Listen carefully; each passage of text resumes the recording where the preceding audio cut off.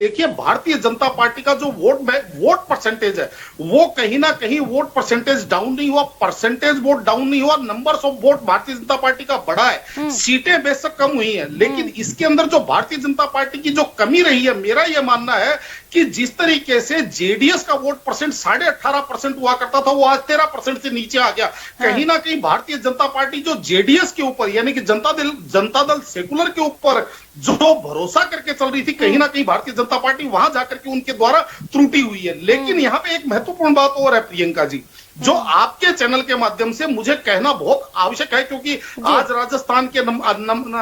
में आपका channel number 1 है और करोड़ों लोग आपको शिद्दत से देखते हैं। प्रियंका जी, एक चीज और मैं बताऊं, मुझे ये चुनाव परिणाम देख करके अति प्रसन्नता हो रही है। उसका कारण जानते हैं? उसका कारण ये है कि पिछले 4-5 वर्षों से जो जनता के अंदर एक परसेप्शन बनाया जा रहा था कि देश की तमाम लोकतांत्रिक संस्थाएं ध्वस्त हो गई है, देश के अंदर ईवीएम सेट हो गई है, चुनाव आयोग बिक गया है और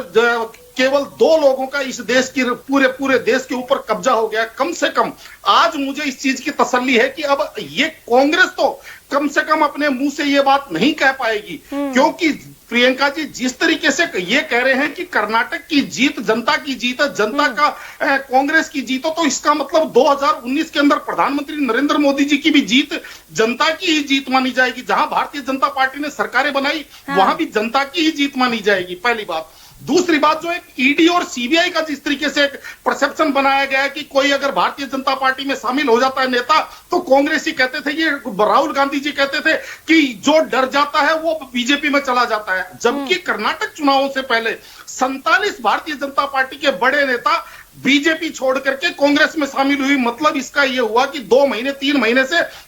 ईडी और सीबीआई की छुट्टी पे गई हुई है, अब उनको डर नहीं रहा, तो यानी कि यहाँ ये परसेप्शन भी आपका खत्म हो चुका है। और तीसरी और सबसे बड़ी बात, जिस तरीके से कहते थे कि सारी संवैधानिक संस्थाएं जो है वो हाईजैक हो गई, तो अभी 2 दिन पहले जिस तरीके से दिल्ली की राजनीति के ऊपर सुप्रीम कोर्ट का फैसला आया और आम आदमी पार्टी ने मिठाइयां बांट करके सेलिब्रेट किया, मतलब न्यायपालिका भी स्वतंत्र है। तो मैं तो इस चीज से बड़ा खुश हूं कि आज कम से कम देश की जनता इस चीज को देख रही है कि जो परसेप्शन बनाया गया था, उस परसेप्शन को कहीं ना कहीं अब ये आगे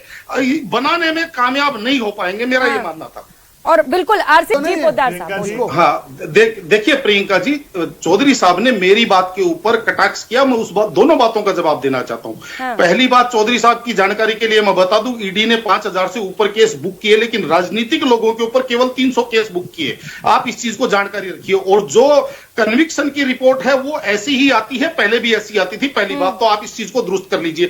दूसरी बात, आप जिस तरीके से सरकारों की चोरी की बात करते हैं, चौधरी साहब आपको एक चीज मैं बताऊं, राजस्थान के अंदर 6 बसपा विधायकों को पूरा का पूरा कांग्रेस में शामिल करवा करके बहुमत बना लिया जाता है, वहां तो राजनीतिक जादूगरी हो जाती है। लेकिन जहां भारतीय जनता पार्टी ऐसा करे, वहां सरकार की चोरी हो जाती है। जबकि आपकी जानकारी के लिए मैं बता दूं, 22 साल के शासनकाल में कांग्रेस ने 56 सालों को पूर्ण रूप से बर्खास्त किया था। जो भारतीय जनता साहब, आपका बहुत शुक्रिया। आप सभी मेहमानों का न्यूज़ 18 राजस्थान